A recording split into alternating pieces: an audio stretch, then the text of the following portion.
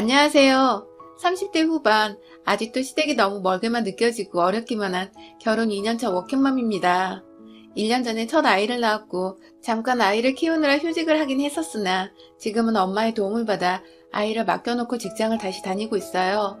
저희가 둘 다 제법 큰 직장을 다니면서 월급을 합치면 다달이 세후 800만 원 정도는 벌고 있는데요. 좋은 직장에서 돈 잘 벌면서 살고 있지만 워낙 없는 집에서 태어난지라 결혼할 적에 아파트를 구한다고 남편은 남편대로 대출을 쓰고 저는 저대로 대출을 쓰느라 둘 다 매달 월급에서 대출금 빠져나가고 나면 생활비에 이것저것 다 빼서라도 저축할 돈이 생각보다 모자랐거든요. 게다가 아이가 유치원도 안 들어갔는데 그 와중에 양가 부모님의 준비도 안 된 노후 대책에 앞으로도 빠져나갈 돈이 산더미며 산더미지 절대로 적지는 않을 것이란 걱정과 예상이 앞서며 몸은 좀 지쳤지만 힘내서 직장을 나가고 있죠. 남편은 저보다 2살 연상의 남자인데요. 저희 두 사람 모두 결혼을 굉장히 늦게 한 편이었어요. 결혼을 하겠다고 마음을 먹고 나서 보니 서로의 나이가 있기도 있고 워낙 양가 부모님들이 돈이 부족한 분들이셔서 저희 결혼할 적에 부모님의 도움을 아무것도 받지 않고서 결혼을 했어요. 혼자 했다면 절대 못 샀을 집인데 둘이서 돈을 합쳐놓고는 집도 대출금 더해서 앞으로 더 오를 거라는 뉴타운 지역에 브랜드 아파트 하나를 투자로 생각하며 무리해서 산 거고 살림은 저희가 각자 집에서 쓰던 개인 살림에 침대도 제거 들고 갔고 미니멀리스트를 지향한다며 아주 최소한의 가전제품들만으로 채워놨습니다. 앞으로 살며 조금씩 여유가 있을 때마다 하나둘 채워놓지 않을 소꿉놀이하는 심정으로 시집을 왔죠.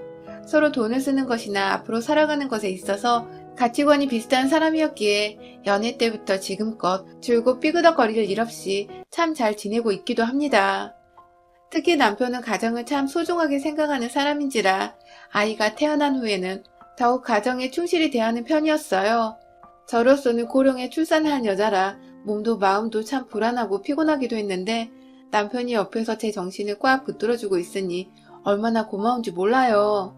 사실 저희는 서로 만나기 전까지 결혼에 대해 생각이 하나도 없었어요. 각자 사는 게 너무 바쁘고 치열했었기 때문이죠. 저희 집은 남편만큼은 아니었지만 아빠 혼자 외벌이를 하는 가정이었던지라 돈을 원하는 대로 막 쓰며 살지는 못했어요. 엄마가 밖에 나가 일하는 걸 원치 않는다며 늘 자신의 용돈까지 줄여가며 생활비를 더 주셨던 아빠께 죄송하다며 엄마는 늘 생활비를 아껴 쓰셨고 그걸 보며 저도 근검 전략에 대해 자연스럽게 배워나갔던 것 같아요. 물욕은 그닥 없었고요. 제가 딸 하나였던지라 부모님의 노후는 온전히 제가 신경을 써야 했고 그래서 더욱 부담을 느끼며 돈을 모으려 했던 것 같아요. 언제든 병원비로 돈이 훅훅 빠져나갈 것을 대비해 저라도 제 행복 대신 고생하며 사셨던 부모님을 위해 쓰자며 결혼과 연애를 미루고 일에만 집중한 것이죠.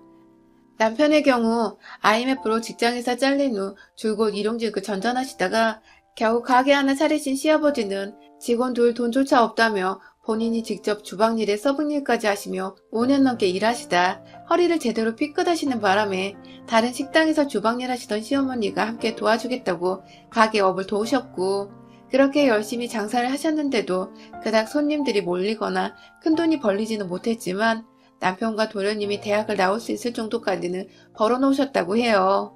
물론 그렇게 번 돈은 아들들 대학 다 보내고 나니 빈털털이 되어 다시 바쁘게 식당 일을 하셨지만요. 부모님이 다 바쁘고 힘들게 사셨다 보니 남편은 장남이라며 늘 자신이 출세를 해서 집안을 일으켜야 한다는 생각이 강했다고 해요. 좀 더 열심히, 좀 더 외롭게 살아서 모은 돈으로 부모님께 좋은 집도 선물해드리고 좋은 것도 많이 보여드려야 한다며 죽어라 일만 했습니다. 시아버님이 허리를 한번 다치신 후로는 꾸준히 병원도 다니셔야 했고 나이가 드시면서는 아예 거동이 불편해지셔서 치료에 쓰이는 돈이 많이 필요했는데 그것도 늘 남편은 마음만이라도 풍족하시라며 치료비 이상의 돈을 시어머니께 쥐어드렸다고 해요.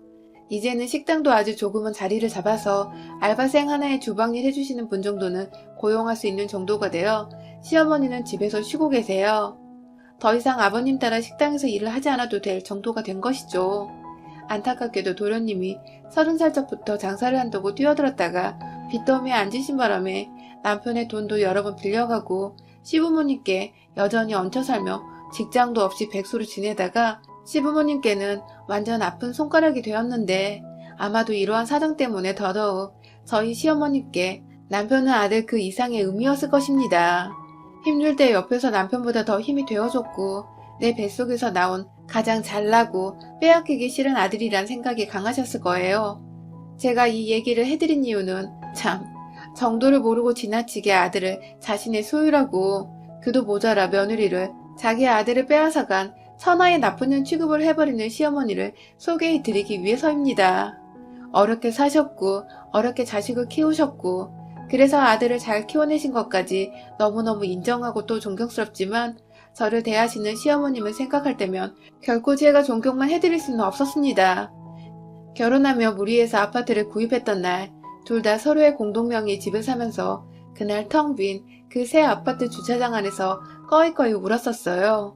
우리 이름으로 서울 한복판에 집이 생긴 거냐며 얼싸안고 좋아라 했죠.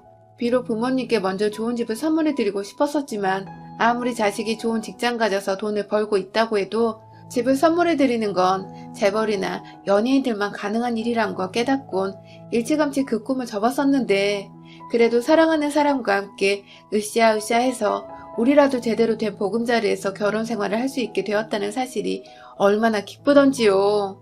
그날 서로 데이트를 하는 것보다 각자의 부모님께 비싼 고기 사드리면서 잘 키워주셔서 감사하다고 우리 집에 게스트방 하나 놓고서 언제든 부모님을 초대해 함께 뜨시게 지내보자며 얘기를 나눴고 저는 불이 나게 집으로 달려가 부모님을 모시고 집 근처의 근사한 고깃집에 모셔가 한우 세트를 시켜 먹었었네요. 그런데 시어머니께서 전화가 왔어요.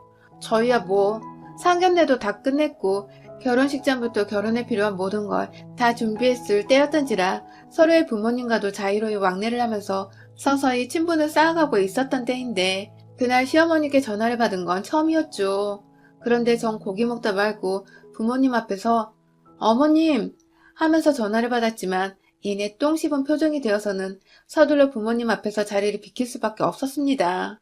시어머니께서 수화기 너머로 저를 혼내키시는 게 다 들릴 만큼 소리를 치시며 훈계를 하셨기 때문이죠. 집을 공동명의로 했다는 이유로 말입니다. 돈도 정확히 반반 냈고 같이 준비해서 하는 결혼인데 남편이 집을 가지고 있어야 기가 살아 돈이 들어온다며 뭐 돈을 얼마 냈다고 명의가 반반이냐고 호통을 치시던 시어머니의 말씀을 식당 밖에서 듣다 짜증도 났었습니다. 도대체 남편은 중간에서 뭘 어쩌고 있길래 어머님이 이렇게 애비 며느리한테 전화를 해서는 호통을 치시는가 싶어 괜히 남편한테 책임도 돌리려는데 그때 수화기 너머로 엄마 뭐해? 하며 뭔가 핸드폰이 왔다 갔다 하는 듯 하더니 남편이 미안해 이따 전화할게 하고는 순식간에 끊어버렸어요. 어안이 벙벙해 고기고 뭐고 밖에서 남편 전화가 올 때까지 기다렸죠. 그리고 정말 조금 뒤 전화가 걸려온 남편의 말. 시어머니가 분명 집 서류를 보더니 좋아를 하셨었는데 다 같이 보던 TV 볼륨을 높이시다가 조심히 핸드폰 하나 쥐고는 안방으로 들어가시길래 뭘 하시나 싶었더니 안방 구석에서 저한테 호통을 치고 있으셨다네요. 뭐 황당했어요. 기분 나쁜 건 둘째치고 남편한테 반반 결혼인데도 공동명의가 불만이시냐고 물어보니 나이가 드신 분이라 생각이 옛날 분이시라고 미안하다고만 하는데 내가 절대로 만만치만은 않은 시어머니를 두는 결혼을 하는구나 하면서 처음으로 이 결혼에 대한 불확신이 스멀스멀 올라오기까지 했죠. 다행히도 남편은 그날 시어머니가 제게 저지른 실수를 어떻게든 대신 만회하려고 결혼 직전까지 최선을 다했어요. 시어머니가 또다시 저한테 호통을 치진 않을까 싶어 걱정이 되었는지 알아서 시어머니 앞에서 제가 자기만큼 돈을 준비해왔다고 말도 여러 번 꺼낸 듯하고 시어머니께 본인이 잘못한 거란 걸 일깨워드리려 노력을 한 듯해요. 그래서였는지 시어머니는 결혼 직전에 저를 시댁으로 초대하셨고 그날 일은 미안했다고 사과도 하셨죠. 본인이 살아온 사고방식을 못 버리고 사는 늙은이라며 면목 없다고 온 시댁 식구들 앞에서 고개를 숙이시길래 저도 민망하고 괜시리 문제를 키운 것 같아 죄송하다며 말씀을 드리곤 없던 일로 하기로 했죠. 결혼 전에 이렇게 잘 마무리가 되어서 어찌나 다행이었던지 몰라요. 하지만 그건 단지 시집만 와봐라 하고 절 벼르고 있던 시어머니의 철저한 계략에 불과했습니다. 공동명의라는 집이 굉장히 불안하고 거슬렸는지 자신의 집 문에 붙여놓은 부적을 떼어다가 새 집 현관에 덜컥 붙여놓질 않나. 게스트방은 시댁 식구들뿐만 아니라 저희 부모님도 모시기 위해 만들려고 한 방인데 마치 자신의 방인 것처럼 자기 옷들과 화장품들, 심지어 본인 사진까지 액자에 넣어와 진열을 해놓지 않나. 하다하다 새댁의 로망이라는 주방 꾸미는 것도 시어머니 때문에 다 물거품이 되었어요. 본인 쓰던 그릇들과 후라이팬이라며 제 취향은 전혀 존중되지 않은 기스난 것들을 가져오셔서는 억지로 찬장에 넣어주신 바람에 그 후로도 한동안은 시어머니가 저희 집을 제 집처럼 드나들며 계시느라 식기들을 바꿀 수가 없었습니다. 괜히 마음대로 버렸다가 본인 성의를 무시했다고 섭섭해하시면 더 골치가 아플 테니까요. 아무튼 시어머니 하시는 꼴을 보니 딱 비록 집은 반반씩 계산해서 공동명의로 샀을지 몰라도 엄연히 자기 아들이 이 집의 가장이고 더 많은 지분을 차지해야 하니 본인이라도 집안에서 지분 확보를 내 그 명의를 조금은 아들한테로 더 치우치도록 하게 만들려는 심상 같았어요. 이런 생각을 하면서도 전 내내 제가 너무 쪼잔한 건가 싶어서 절 원망하기도 하고 진짜 혼자 괴로운 나날의 연속이었죠. 곧이어 남편도 눈치를 채고는 자신의 어머니가 너무 심하다고 엄연히 신혼집이고 그 방은 게스트룸이라 장인 장모님도 모셔봐야 하는 곳인데 그렇게 꾸며놓으면 어떡하냐고 결국 화를 내기까지 했고 그렇게 시어머니는 며느리 앞에서 처음으로 대놓고 아들한테서 혼이 나고는 자기 짐을 빼서 시댁으로 돌아가셨답니다. 떠나는 어머님 뒤로 어머님 자주 초대해드릴게요 하면서 너무 기분 나쁘게만 생각하지 마시라고 말씀을 드렸는데도 시어머님은 자신을 혼낸 자기의 아들은 아무렇지 않게 대하면서 옆에 있던 저한테는 섭섭하고 화난다는 티를 팍팍 내시며 가시더라고요. 내가 딸이 아닌 며느리는 며느리구나 싶었답니다. 뭘 해도 내가 친자식이 아니니 내 잘못이고 내가 미우시겠지 싶었죠. 하지만 그 후 시어머니는 더욱 저를 차별하기 시작하셨어요. 집안에 돈을 잘 지어주고 정성을 쏟았던 큰아들이 결혼한 것도 모자라 제가 곧 아이도 가지게 되고 급기야 출산을 하면 준비해야 할 것도 많고 돈 쓸 게 많아 생활비를 조금 줄여 보낸 것 같은데 그걸 제가 종용했다고 오해를 하시면서 제게 불만을 표출하시기 시작한 겁니다.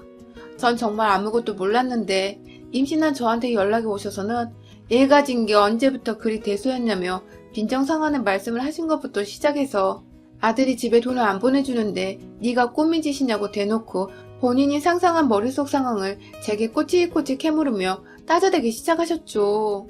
언제까지 남편이 시부모님과 도련님의 뒷바라지를 해야 하는 건지 솔직히 답답했지만 그렇다고 남의 가정사에 단 한 번도 참견을 한 적은 없었습니다. 제가 와이프이고 앞으로 함께 꾸려나갈 가정이 있었음에도 불구하고 남편이 어렵게 자라온 걸 다 아니까 시부모님이 고생 많이 하신 걸 다 아니까 생활비를 보내는 것이 내가 굳이 간섭할 일이 아니라 생각을 해서 철저히 모른 척을 해왔었어요.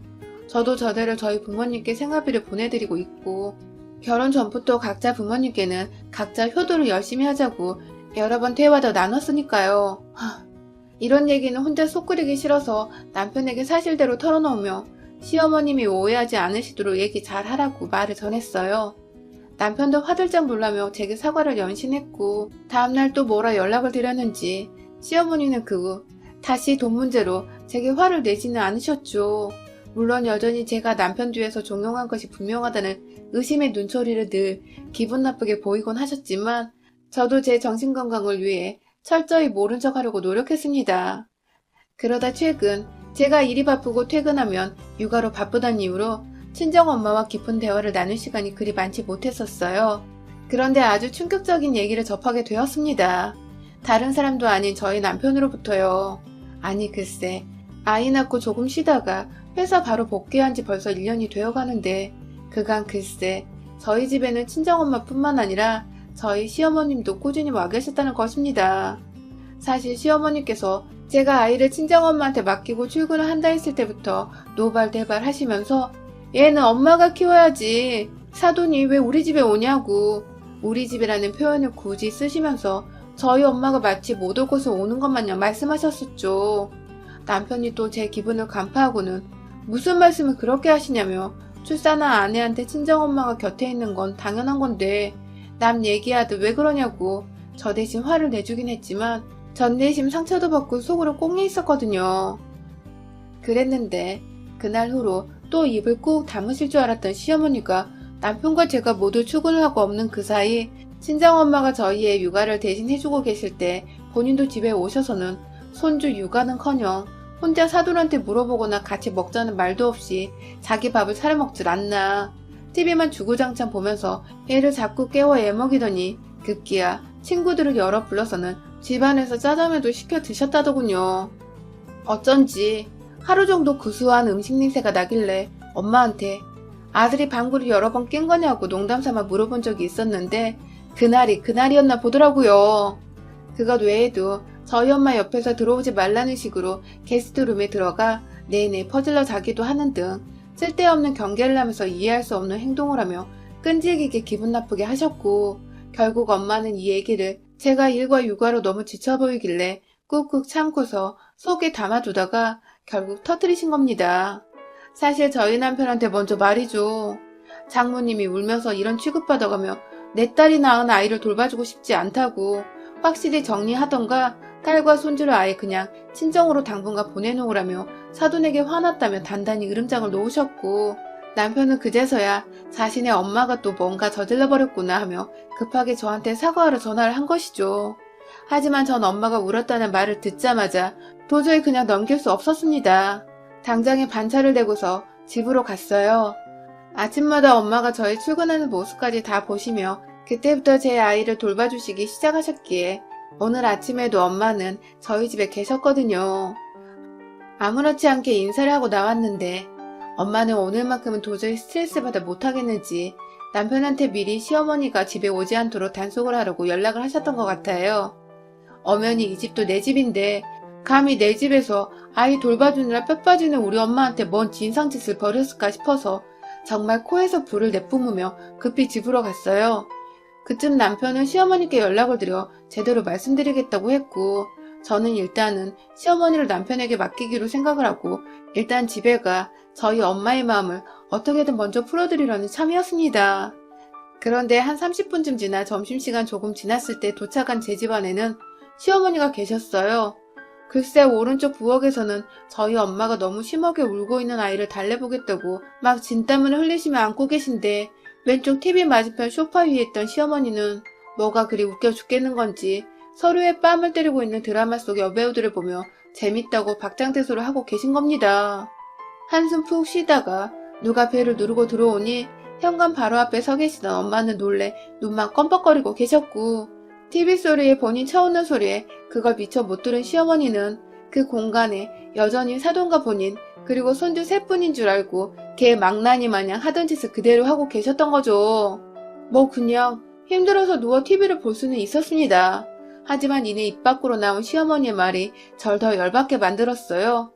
글쎄 누워있는 그 자세로 발 하나를 까딱거리더니 테이블 위를 가리키며 시어머니가 한다는 말이 사돈, 나 리모컨 좀 줘봐 라는 겁니다.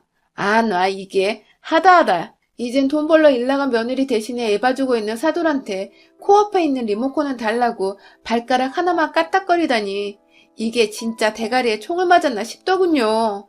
그 말 끝나자마자 제가 신고 있던 슬리퍼를 누워있는 시어머니한테 냅다 던졌어요. 이 할망구가 어디다 대고 심부름질이야? 남의 집에서! 하면서 머리채를 잡고 일으켜 세워서는 그 앞에 있던 리모컨 앞으로 시어머니를 데려갔죠. 네 손으로 집어! 하면서 머리채를 몇 번 휘두르니 그제서야 지 몸통에 손이 몇 개 달려있는지 자각했는지 알겠다 얘야 하면서 리모컨을 집은 시어머니. 엄마는 옆에서 딸한테 저런 모습이 있었나 싶어 놀래 죽으려는데 또 속이 통쾌해 죽겠는지 뚫어져라 저희 두 사람을 지켜보고 계셨고, 저는 그런 시어머니의 머리채를 그대로 잡고서는 현관으로 끌고 갔어요. 신어! 이 한마디에 자기 신발을 알아서 신은 시어머니는 그렇게 한겨울에 본인 외투도 못 챙기고 집 밖으로 며느리 손에 쫓겨나셨습니다. 네 아들 집 아니다 여기? 내 돈 반 섞인 우리 집이다? 내 허락 없이 함부로 우리 집에 들어오기만 해봐 아주 확! 하면서 현관에서 침 한번 퇴 뱉고는 문을 쾅 닫았습니다. 애는 더 신랄하게 울어대는데 엄마는 그 와중에 수고했다며 내가 딸 하나는 아까는 잘하게 키워놨다고 저를 토닥토닥 해주시더라고요. 남편은 그 와중에 꾸준히 시어머니께 전화통화를 시도했으나 이미 우리 집에 오신 바람에 전화를 받지 않으시던 시어머니가 불안하여 저를 따라 반차 내고 집에 왔다가 이미 며느리 손에 봉편당하고 집안에서 쫓겨나 계신 자기 엄마를 보고는 도무지 말이 안 나왔는지 엄마, 도대체 왜 이러는 거야? 하면서 뒤늦게야 밖에서 남편이 시어머니를 붙잡고 원망하고 괴로워하는 탄성이 들려왔어요. 그걸 보니 남편이 불쌍하다고 저희 엄마는 시엄마 외투를 챙겨서는 문을 열고 시어머니께 안겨드렸고, 또 그걸 본 남편은 장모님 정말 죄송합니다만 반복하면서 연신 사과의 고개를 숙였고요. 시어머니는 자기 아들이 자기 편이 아닌 것에 속상해 죽겠는데 그 뒤에서 자신을 경멸하듯 노려보고 있는 며느리한테 제대로 쪼르셨는지 미안합니다 하면서 아들 따라 고개를 숙였다 올리기 반복하고 아주 집 앞에서 머리 긴 스님들이 서로 불경들인 줄 알았다니까요.